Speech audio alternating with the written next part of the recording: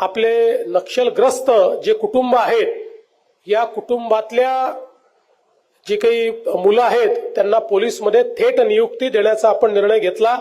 त्यातल्या 23 लोकांना आता आपण नियुक्ती दिली आहे। 2 जणांना या ठिकाणी आपण त्या नियुक्तीचं पत्र हे दिलेलं आहे।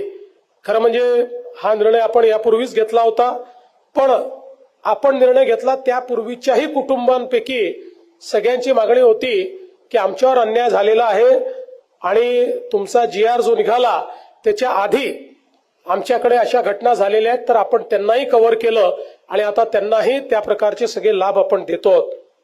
मला अतिशय आनंद आहे की आज गडचिरोलीमध्ये नक्षलवाद्यांना माओवाद्यांना समर्थन देणारं एकही गाव उरलेलं नाही। सगळे गाव हे भारताच्या संविधानासोबत, भारताच्या सरकारसोबत आणि आपल्या सरकारने तयार केलेल्या संस्थांसोबत आहेत आणि हा माओवाद आता बोटावर मोजण्या इतकी मंडळी त्याच्यामध्ये राहिली आहेत।